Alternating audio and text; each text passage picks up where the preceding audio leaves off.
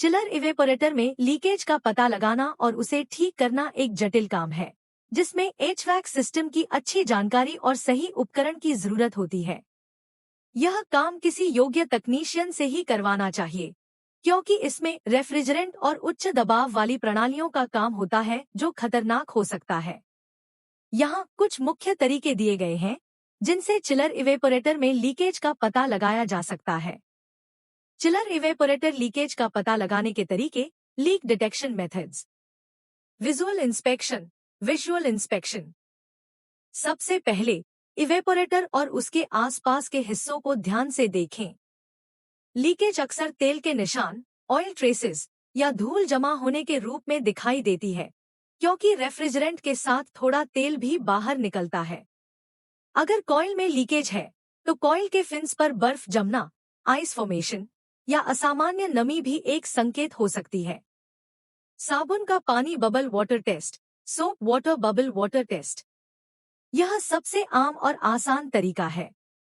System में nitrogen gas का दबाव डालें 10 से 20 kg/cm सुपरस्क्रिप्ट 2। फिर इवेपोरेटर के संभावित लीकेज वाले हिस्सों पर साबुन का पानी या विशेष लीकेज डिटेक्शन स्प्रे लगाएं। जहां लीकेज होगी वहां बुलबुले बबल्स बनने लगेंगे। हालांकि छोटे या छिपे हुए लीकेज का पता लगाना इस तरीके से मुश्किल हो सकता है। Electronic leak detector. यह सबसे सटीक और तेजी से काम करने वाला तरीका है। यह उपकरण रेफ्रिजरेंट गैस की बहुत कम मात्रा को भी पहचान लेता है। इसे संभावित लीकेज वाली जगहों पर धीरे धीरे घुमाया जाता है।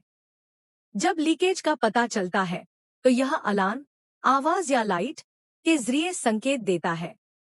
Fluorescent leak detection.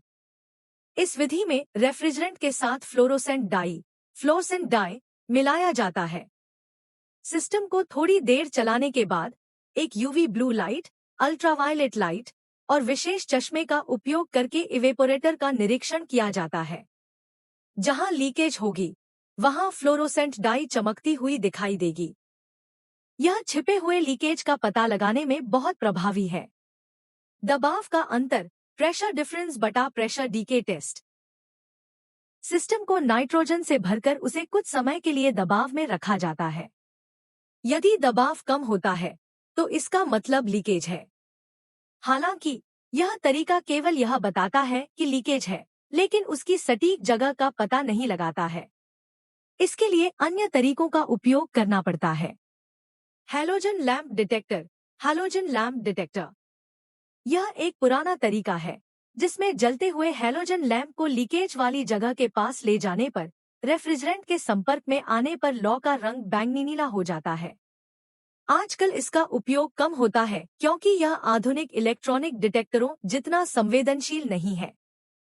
लीकेज ठीक करने की प्रक्रिया। Leak repair process. एक बार लीकेज का पता लग जाने के बाद उसे ठीक करने के लिए निम्नलिखित कदम उठाए जाते हैं।